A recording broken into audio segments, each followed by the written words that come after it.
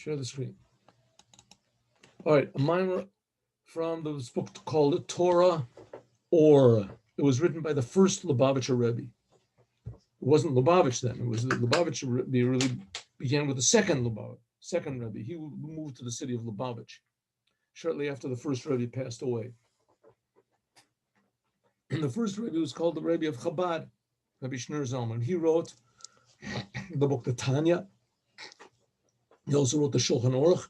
That's what we learn in the afternoon. Wrote a Shulchan Aruch. And he wrote this book called Torah Or. That's in the first, essentially the first two books of the Torah, Genesis and Exodus. And then he wrote another set of another book, which is called Likutei Torah. That's on the last three books of the Torah, mainly. Here we go. Parshas Vayetze. Okay, now everything that's written in the Torah is eternal, and everything that's written in the Torah is very important, and it's a message for each and every human being, especially for the Jews. The Torah is the book of the Jews. The Torah was written by God. God is the creator of the universe, and we believe that God not only created the universe 5,000 years ago or 5 billion years ago, whatever, but also he creates the universe every single instant, every single second. And he creates it for a reason, and the reason is that we should serve him. So the first person to really realize this and be aware of it was Abraham. Adam, the first man, knew that God was creating the world, but he didn't go through with this responsibility of serving God. He reneged on his job. Adam. It took about 2,000 years for Abraham to come along and realize what's the purpose of creation. And he went around and spread this. First of all, he did it himself, and also he went around and he spread this idea to others, serving God. Serving God. Serving God is a very time-consuming, what do you call it, thing. It's constant, 24/7. You always have to be serving God. But on the other hand, serving God means to be in the world. You have to serve God in the world, as well as being out of the world. So you have to be connected to God, and you also have to bring God into the world, because the world is God's creation. God is creating the world all the time. So that's the job of the Jewish people, is to show this oneness of God. Well, the ultimate job, the most important task in the world, eternal. Everything that you do for the Creator becomes eternal. And how do you know what the Creator wants? That's what the Torah is for. The Torah is here because the Torah is God's instruction book to tell us what to do with the world, what to do with ourselves. But also that includes what to do with ourselves, means what to do with our emotions. Then it starts to get tricky. What to do with our emotions, what to do with our personality. What are we supposed to do? So that's what Abraham, Isaac, and Jacob realized. Very, very difficult, complex, important job that is fit for everybody in the world. Even if you take even the most simple part of this complex job, it's an amazing achievement. So therefore, it's on one hand easy for everybody to do what the Creator wants. You're a creation. To love God, to fear God. That's the whole purpose of this book, the Tanya. It's very close to us, to use our emotions and our intellect and our speech and our thoughts and our actions the way the Creator wants us to use them. Right? Saying it is easy, but saying it also is it takes a long time to say it, but to learn it, to do it, is difficult. And that's why we have Abraham, Isaac, and Jacob, to give us the power to actually do it, to actually serve Hashem with our not just actions, speech, but also with our emotions. It's a commandment to love God. It's a commandment to be happy. So let's see, here's Jacob. Jacob's doing now. We have to use the world as well, not just our emotions. Also, we have to use the world. God wants to be revealed in the world. That's why the Jewish people are so connected to this land of Israel. God gave them a land, and they're connected to the holy temple. There has to be a holy temple that's built. They're connected to these physical commandments. Jews are supposed to, as commandments, keep the Shabbat, physical, mundane things in the world. That was what was begun, prepared for by Abraham, Isaac, and Jacob. So let's go. This is the beginning of this mimer in Torah, or you can look it up if you want to. Here it is. 1 second. 1 second. Where is this?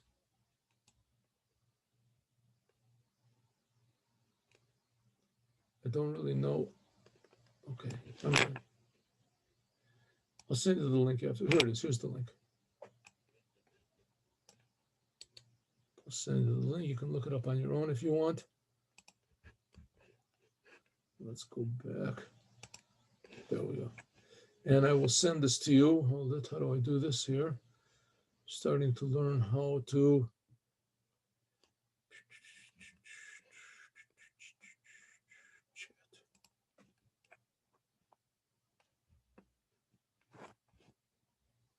Just one moment.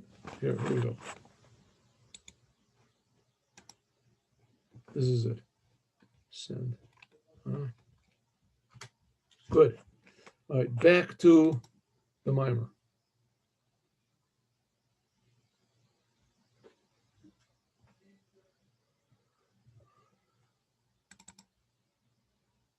No.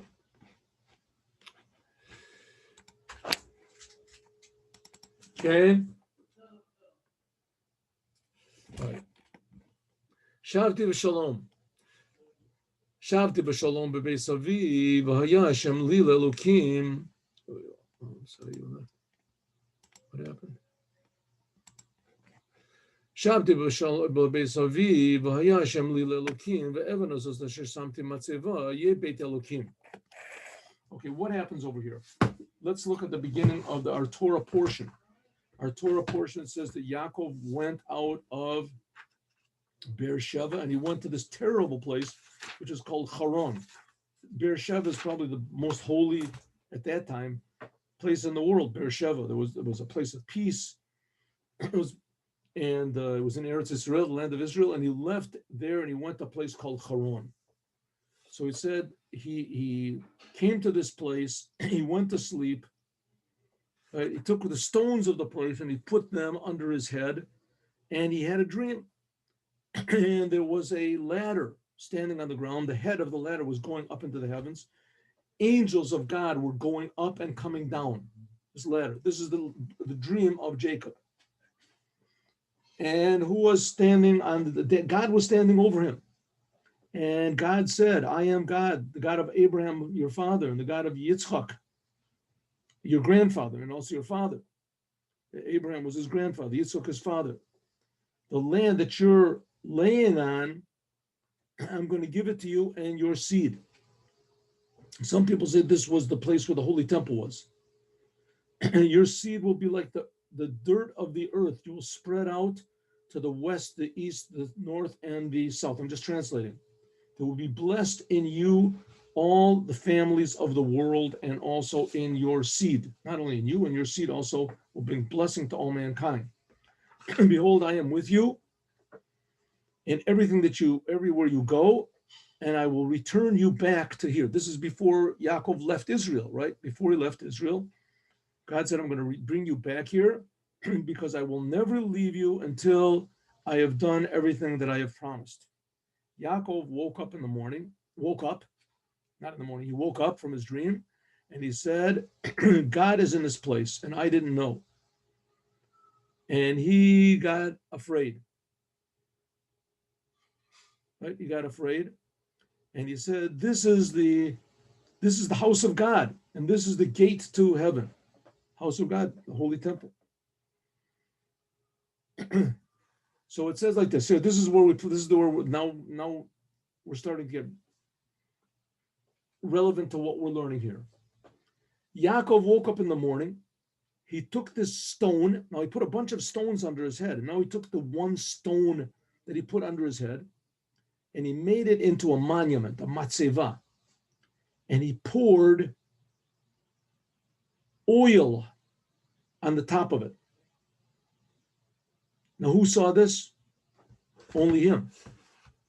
He was alone. But the Torah tells us this monumental thing that he did, that he took a bunch of rocks, put them under his head, made them into one rock, took that rock and made it into a monument, and he poured oil on the top of it. Why is this in the Torah? We'll find out. This must be something really, really important. If God writes this in the Torah, and this really happened. This really happened. And he called the name of this place Beit El, but Luz was the name of was the name in the beginning. And Yaakov made a vow, and he said, okay, here we are. We're getting close to the title of our mimer. And he said, if God will be with me and protect me in the way that I'm going, and give me bread to eat and garments to wear, and bring me back to this place, the house of my father, and God will be for me for the ruler, then, here we go. So there we go. V'shavdi b'shalom al beit avi, and I will come back in peace to the house of my father.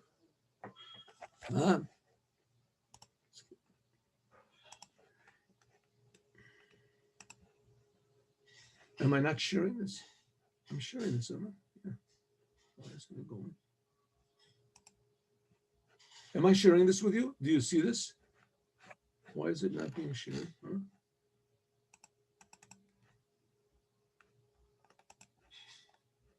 Something is wrong over here. Let me go back to this. Let me go back there.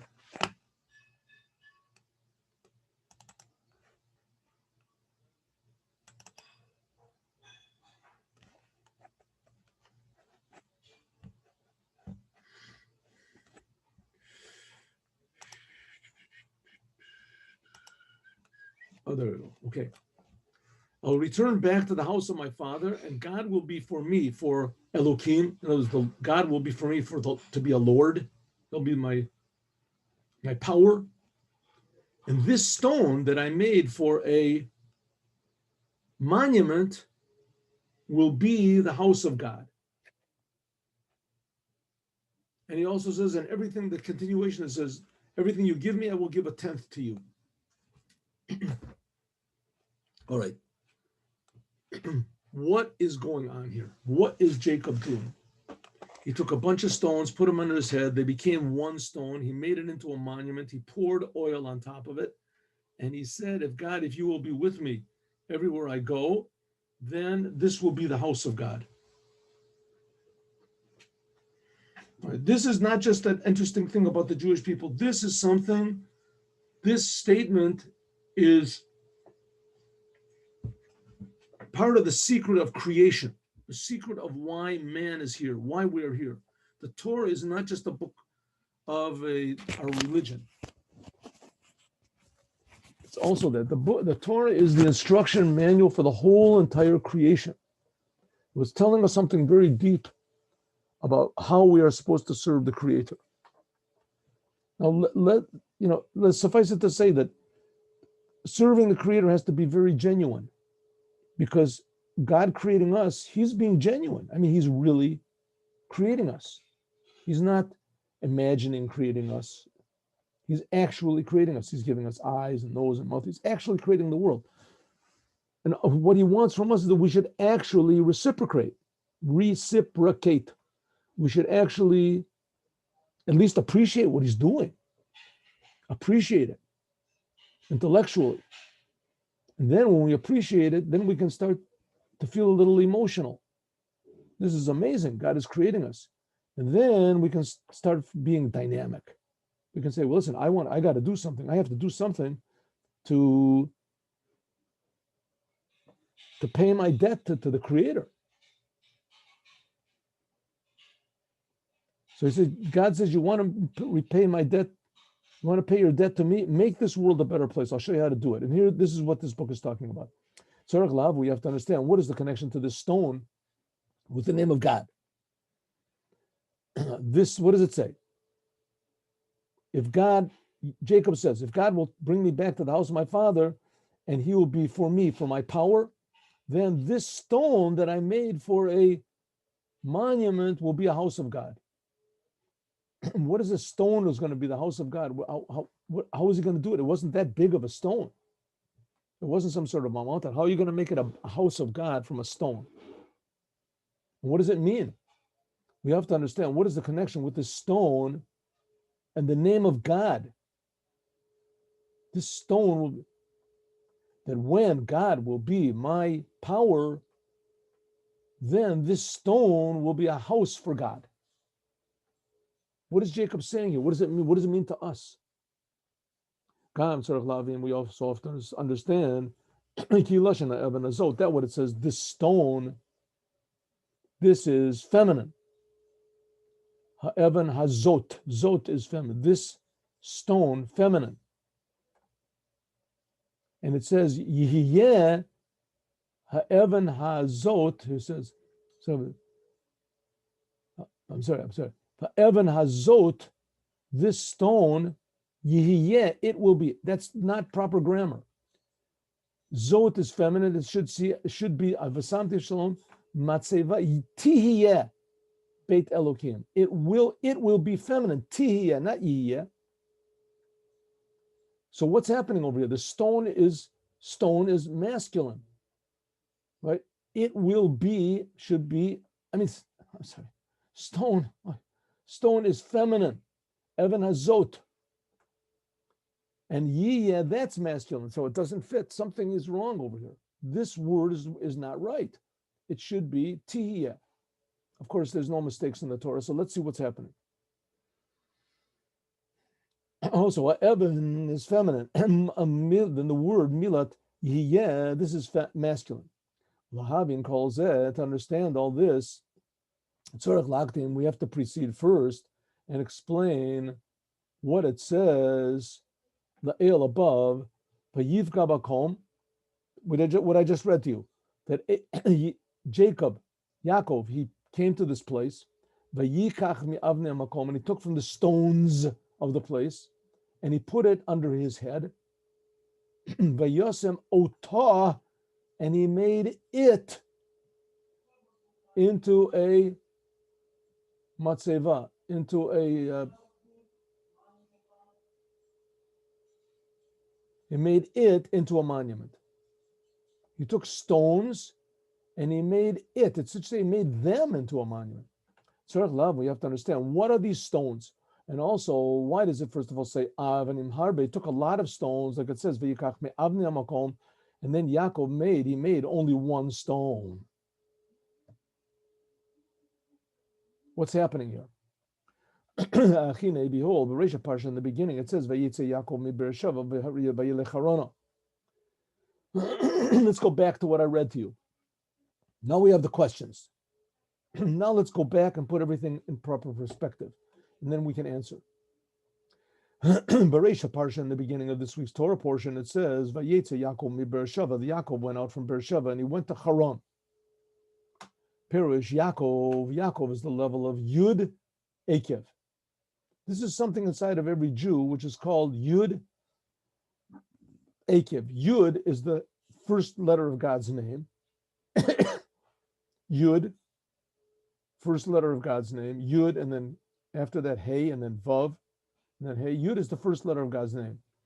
Sometimes this shows on the highest aspect of God. Chachma. And Akev means heel. That's the lowest aspect.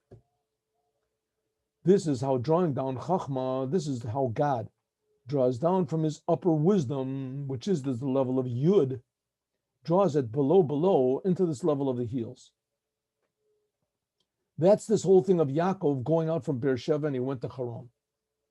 The Torah tells us that there's this person, a Jew, the grandson of the first Jew, and he continued the way of the first Jew. What did he do? He left this place called Beersheba, and he went to another place called Haran.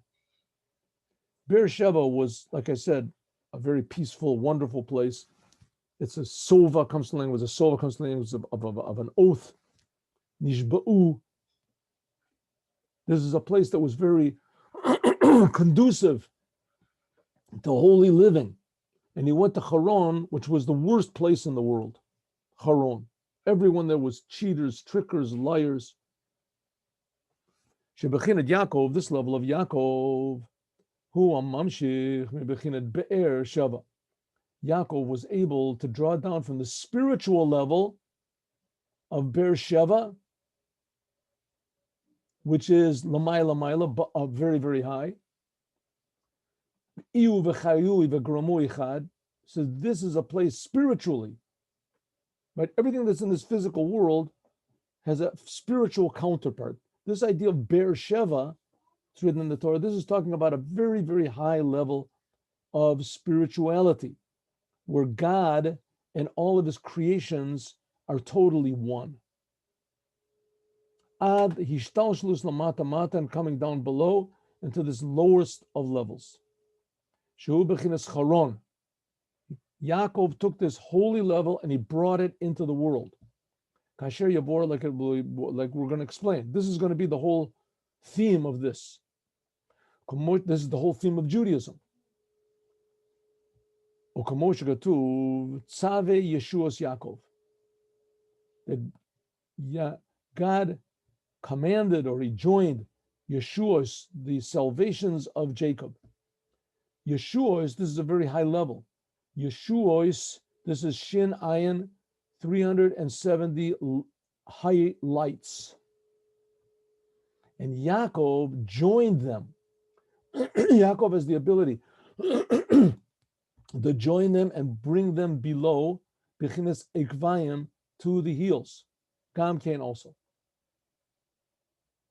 But Gam Yeshua's, this idea of salvations, the word Yeshua, also comes from Shin Ayin, 370 high spiritual levels. And this Yeshua's also comes from the language of to turn, to turn. You turn and face someone. Sha'ah. Like it says, Vayisha Hashem el Hevel. Like it said that God turned to Hevel and his, right, Cain and Abel, right? Abel made a sacrifice and God turned to Abel. Shehu b'chinet Yerida v'amshacha. This is God turns, so to speak. He draws himself down into the physical world. So that's this idea of why people are in the world, and the Jewish people started it off. Abraham began it. In other words, to make God revealed in the world. That's the idea. Not to be selfish, to only think to be Jewish, to bring God here. That's what the job of the Jewish people is. But in order to do that, you have to, first of all, not be selfish. And second of all, you have to appreciate the Creator, and you have to be then devoted to the Creator in heart and soul and deed and action. And then that makes this world a perfect place. It's something like, let's take maybe an example of, it's supposed to be, in any case, a professor in university or a great doctor, right? That he takes people that are, in the first case, ignorant, or in the second case, that they're not healthy. And because he has this great knowledge of, what is truth or what is health, so he's able to go down into the ignorant pupils, or the doctor can go down into the sick patient and bring wisdom and health. That's what it's supposed to be. That's why man is here, to improve the whole world, right? To bring wisdom where there's ignorance, to bring health where there's sickness. Well, the Jewish people are here to bring godliness where there is none, to bring meaning and life into places where they aren't. Eventually, there's going to be the raising of the dead. Eventually, even the place where the dead people, there's going to be life there. So Yaakov started this whole process, reversal of nature, reversal of nature. According to nature, right? Everybody could be ignorant. Well, you have to, according to nature, people can be sick. According to above nature, there's no such thing. Everyone is aware of the truth. Everyone is healthy. That's above nature. That's what it means. Tzave Yeshuos Yaakov, he drew down, he made God turn from the upper worlds and come into the world. Like it says, Vayishahem Shehu Bechinas Yerida, God turned and drew his light down here. But Beishtalshlus or Avaya, when God created the world and he brought his godliness so much in many, many contractions, until it came into this physical world. As the physical world is wonderful, great place. A physical world, you have beautiful sunsets and all sorts of godly things here in this world, but you also have Charon. Charon is the lowest place of the world. Nasa alma de pruda legamri. The world becomes separate totally. Panar yotzem Eden. A river goes out from Eden. Shehu bechinas chachmei Eloah. This is the level of upper wisdom. Comes down into the world. Lahashkot et hagan, to water the garden. Remember, we talked about this also last when we talked about Yitzchak digging the wells. So this is how God created the world. God created the world. If you look around, you can't see any God, and you can see a lot of people that even write books proving, at least in their eyes, that you can get along really good without God and that God doesn't exist. I mean, they don't prove that God doesn't exist, but they prove that you can't prove that he does.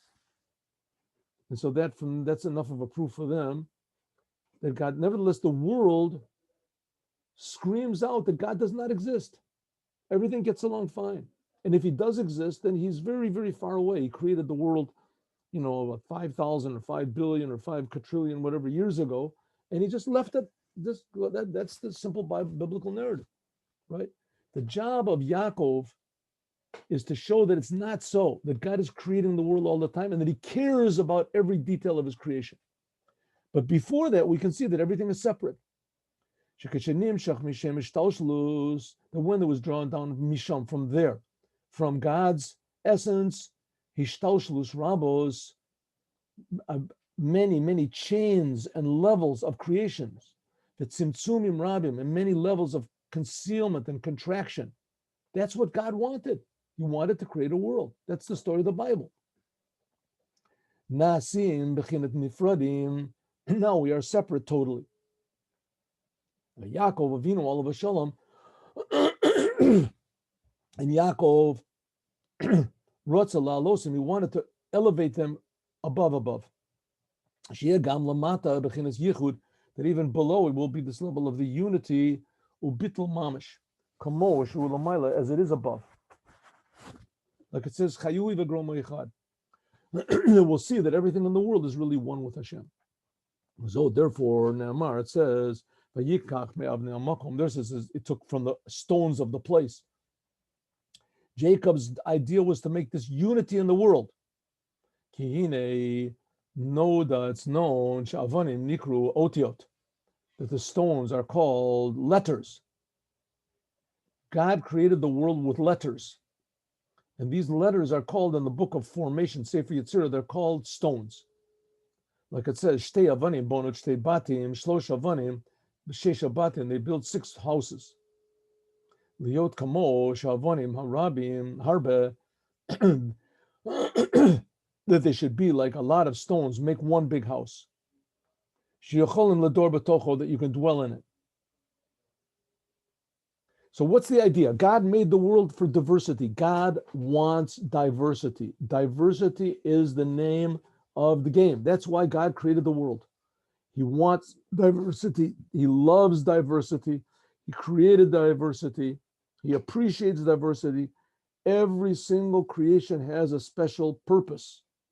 Every single human being has a special responsibility and talent.